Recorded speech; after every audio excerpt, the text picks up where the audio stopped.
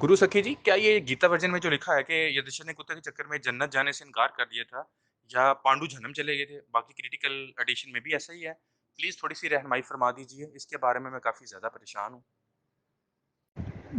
हाँ, ये सारा मैटर बिल्कुल इसमें है, लेकिन आखिर में जो ये लिखा हुआ है कि कुत्ते को जाने से रोक दिया था और युधिष्ठिर ने जाने से मना कर दिया था। उसने कहा कि नहीं, ये जो है मेरे साथ साथ आया और मैं इसके साथ कैसे इसको छोड़े बगैर कैसे जाऊंगा, क्योंकि इसने मेरे साथ अपना धर्म निभाया, इसने मुझे रास्ता दिखाया। तो एक तरह से ये मेरा धर्म हुआ, और धर्म के बगैर तो जन्नत में जा ही नहीं सकते। ठीक है ना, जन्नत के बगैर जन्नत इसमें धर्म के बगैर नहीं जा सकते। तो उस वक़्त उससे ये कह रहा है कि भई इसने मेरा साथ दिया, हर मुश्किल में साथ दिया, आखिर वक़्त तक साथ दिया है। तो जो जन्नत के दरवाज़े पे जो खड़े होते हैं, धर्मराज जो खड़े होते हैं, यानी कि यमराज भी हैं, वो धर्मराज भी हैं, ठीक है? तो वो उसमें आते हैं, वो गायब हो जाते हैं ना वहाँ से। वो जो डॉगी होता है ना, वो धर्मराज होता है एक्चुअली, वो उनको आज़मा रहा, उनका धर्म का इम्तिहान ले रहा होता है। तो कि मतलब ये एक कितना स्वार्थी है, सही है, स्वार्थी है, ठीक है। और अपने आप को, यानी स्व यानी खुद, और अर्थ, अर्थ जानना, नो अबाउट हिम, ठीक है, सेल्फ। तो अपने आप को कितना जानता है, समझता है, और इसकी कितनी दृष्टि है कि अपने साथ वाले को कितना समझ पाता है, तो उसे धर्म को समझ लिया था। तो उन्होंने कहा कि तुमने आखिर वक्त तक तुमने इस चीज को अंडरस्टैंड किया, और तुम त्यागी भी हो, क्योंकि जब केदारनाथ पे तुम पहुंचे थे, जब तुमको कहा गया था सबको कि अपनी स्व इच्छा से, स्वेच्छा से यानी स्व इच्छा से क्या करो, अपने अपने जो तुम लोग के जो गुण हैं, जो कुछ भी तुम्हारे अंदर क्रोध है, काम है, जो 6 तरह के जो होते हैं ना, षड रिपु है, अपनी सारी बुराइयां अच्छाइयां जो कुछ भी तुम में है ना, मैं अना को त्याग दो। तो तुम सबने जो त्यागा था, वो त्यागा नहीं था, तुमने त्याग दिया था। इसलिए तुम स्वर्ग तक पहुंच गए, और तुमको धर्म भी मिल गया, ठीक है। धर्म के साथ चले तुम, तुम्हारी धारणा जो थी, जो तुम धारण करके चल लेते, वो तुम्हारा धर्म था। उन लोगों ने क्या किया, वो क्यों रास्ते में मरते गए और वो जन्नत नहीं पहुंच सके?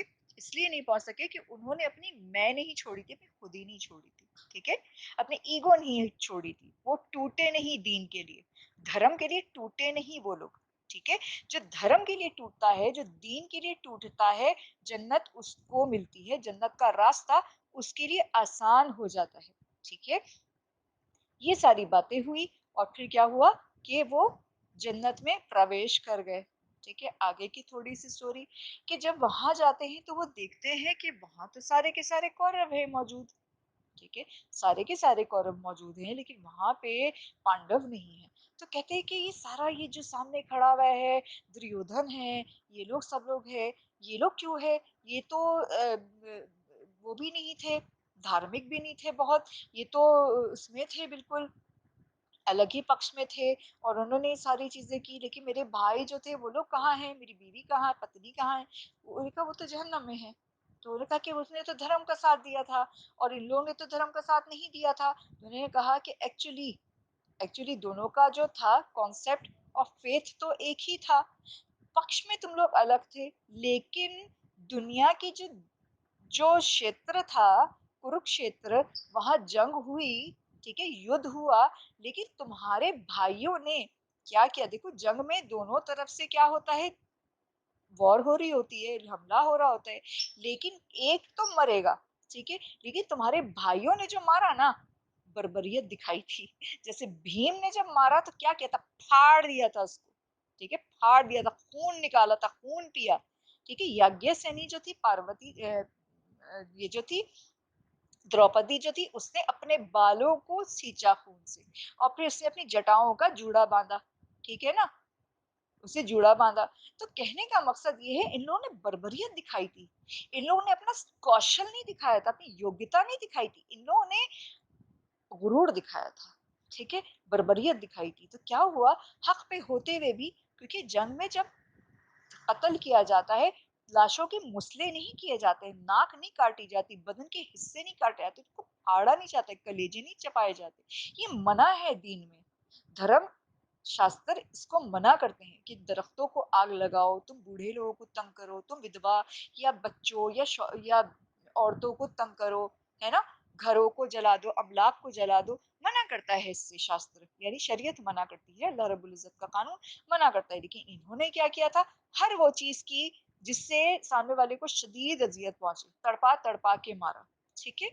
ये किया था इन्होंने। अब क्या होता है, इन लोग ने वहाँ ज़ुल्म भी सहा, मरे भी, हारे भी, दुनिया भी छीनी, सब कुछ हुआ, बदनाम भी हो गए, ज़लील भी हो गए। तो क्या हुआ? वहाँ तो चीज़ पूरी हो गई ना? क्या समझ में आता है, जब यहाँ सब कुछ पूरा हो गया तो अब वहाँ के लिए क्या बचा? यहाँ उन्होंने सिला पा लिया उन्होंने, ठीक है? अब वहाँ उनको जन्नत मिल गई। जैसे कि अल्लाह रब्बुल इज़्ज़त एक एक जो है ना गरीब हदीस है पहली वाली, जो नियतों के बाद में आती है, हज़रत उमर रज़ी अल्लाह अन्हु की जो हदीस है, सबसे पहली वाली जो हम पढ़ते हैं कि एक आदमी होएगा वो कारी होएगा और एक आदमी जो जिहाद करेगा और एक आदमी जो होगा बहुत माल वो करेगा। देखिए क्या होएगा कि वो सब लोग जहन्नम में जाएँगे। पूछा जाएगा क्यों?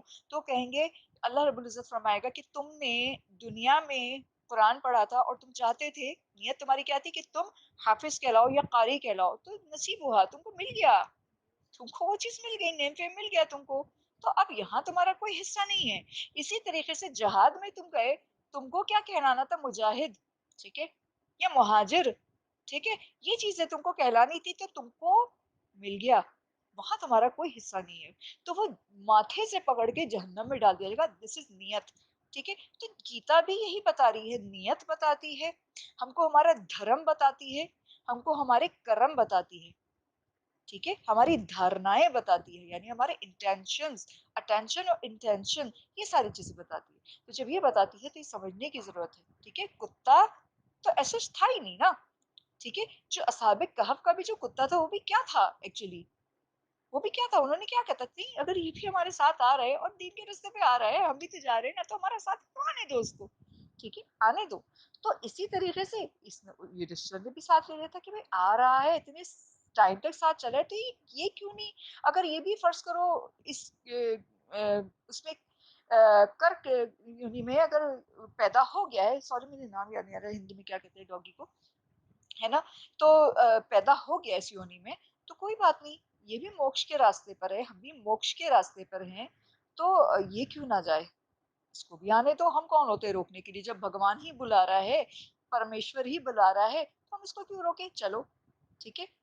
फिर क्या होता है कि बहुत सारे लोग जब मरते जाते हैं ना, नकुल सहदेव मर जाते हैं पहले, फिर अर्जुन मर जाता है, फिर सॉरी द्रौपदी मर जाती है, फिर अर्जुन मर जाता है, फिर क्या होता है कि भीम मरता है। जब भीम भी कीचड़ में गिर जाता है और वो जो डॉगी होता है वो भी कीचड़ में गिर जाता है ना, तो क्या होता है कि युधिष्ठिर है ना इस डॉगी को बाहर निकाल लेता है। इसका भाई पूछता है, भीम कहता है मुझे क्यों नहीं निकाला आपने, हैं?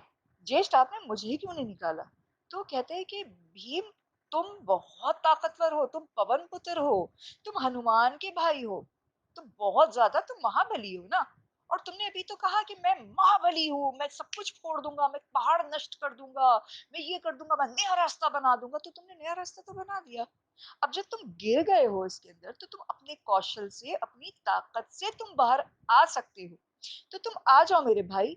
ये जो है ना, ये जो डॉगी है, ये अपनी मेहनत से, अपने कौशल से, अपनी ताकत से बाहर नहीं आ सकता, तो मुझे ही इसको हेल्प करना पड़ेगा, सही ना? ये जो कुकुर है, ये खुद से बाहर नहीं आ सकता, कुकुर कहते हैं डॉगी को, तो वो बाहर नहीं आ सकता, तो मुझे हेल्प करना पड़ेगा। मेरा धर्म कहता है कमजोर की मदद करने को, ठीक है? ताकतवर तो तुम खुद हो, तो तुम अपने उस पे ओन पे तुम बाहर आ जाओ। तो वो कहता है कि मैं समझ गया भाई। तो कहता है कि मैं आखिर किस वजह से मर रहा हूँ, मेरा एंड बता दीजिए। कहते तुमने भी तो अपना आप नहीं त्यागा था ना भीम, तुमने भी अपनी ताकत कहाँ त्यागी, यहाँ भी तुमने अपनी अना को पुकारा कि मैं ये कर दूंगा, ठीक है? अर्जुन ने कहा था मैं धनुर्धारी हूँ, मैं रास्ता बना दूंगा।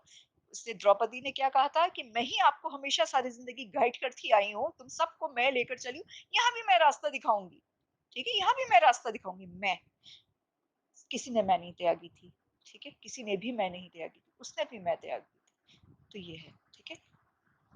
अच्छा, जब युधिष्ठिर जब जन्नत में जाता है, जब सबको देखता है, तो कहते हैं मेरे भाई और पत्नी कहाँ है? तो कहते जहन्नम में। तो कहते हैं मैं यहाँ रह के क्या करूंगा जन्नत लेकर, जब मेरे अपने ही नहीं है, तो मैं वहां जाकर क्या करूंगा? मुझे भी जहन्नम में लेकर चले, ठीक है? तो कहते हैं नहीं तुमने तो नेक काम किए हैं तो नेक काम करने वाले को जहन्नम में नहीं जाते क्योंकि जहन्नम बहुत बुरी है, वहाँ पे देखना ही उस यातना भुगतने जैसा है, यानी तकलीफ भुगतने जैसा है। आप इतनी टेंशन है कि तुम नहीं सह सकोगे, तुमको तुमको टेंशन होगी, तुमको डिप्रेशन होगा, तुमको तकलीफ होगी।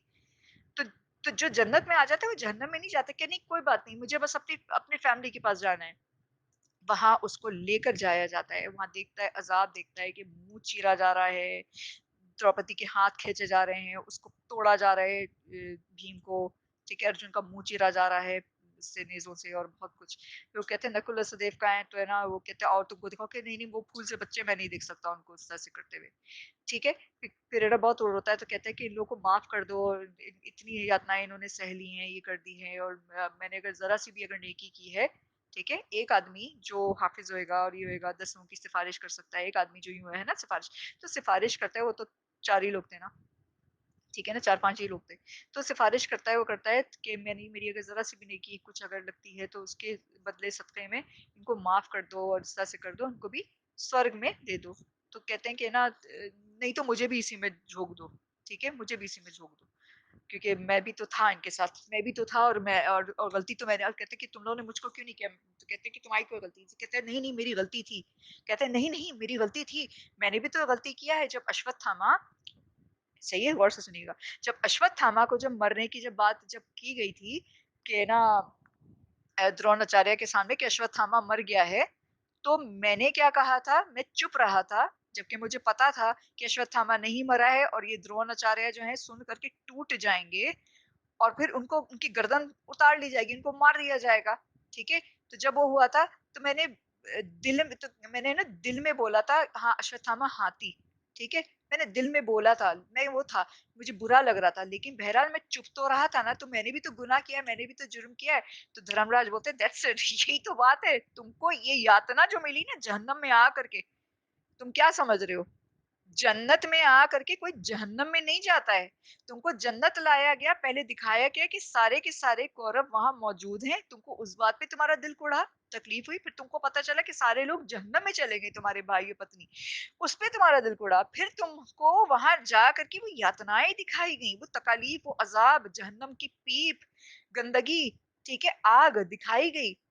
सही है, जिसपे अज़ाब मिलने लोगों को, वो सारी चीज़ें तुमको दिखाई गई, ताकि तुम्हारे दिल में भी शुक्र है कि शुक्र है मैं बच गया, लेकिन तुमको तकलीफ हो रही है कि हाय मेरे भाई और ये तुमको उसकी तो ये किस वजह से था कि तुमने उस वक़्त जो खामोशी इख्तियार की थी, ये उसकी सज़ा थी। ठीक है? तो तुमने अपनी सज़ा भुगत ली और इनकी भी सज़ा तुमने अपनी सिफ़ारिश से वो कर दी, ठीक है?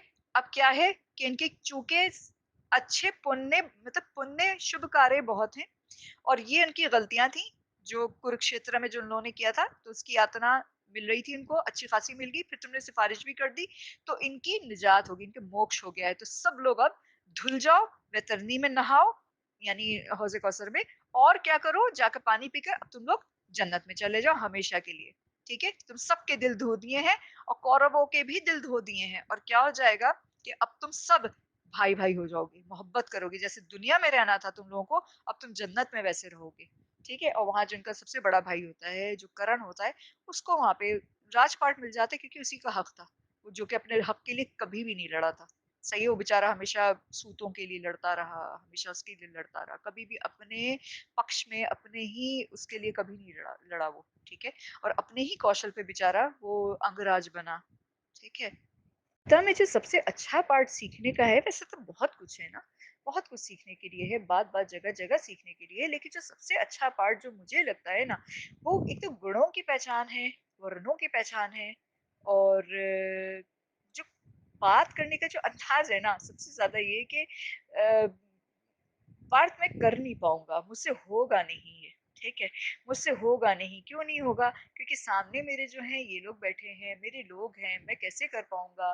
तो उस पे हँसते हैं कि है ना वो कहते हैं ना कि का मतलब माधव मैं कर नहीं पाऊँगा, तो वो कहते हैं पार्थ तुम कह तो रहे हो, लेकिन तुम्हारा स्वभाव तुमसे ये करा लेगा। यानी कि तुम एक क्षत्रिय हो, तुम एक जंगजू हो, मुजाहिद हो।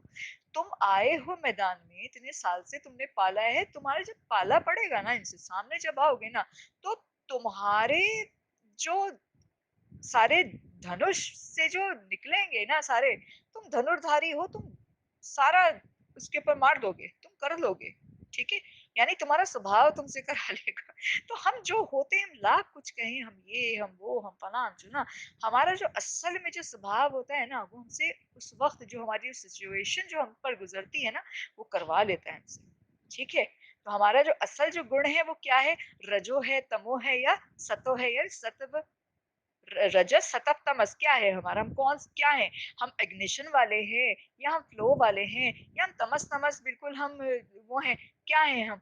तो हमें पता चलता है उस वक़्त जब हम उस सिचुएशन में होते हैं।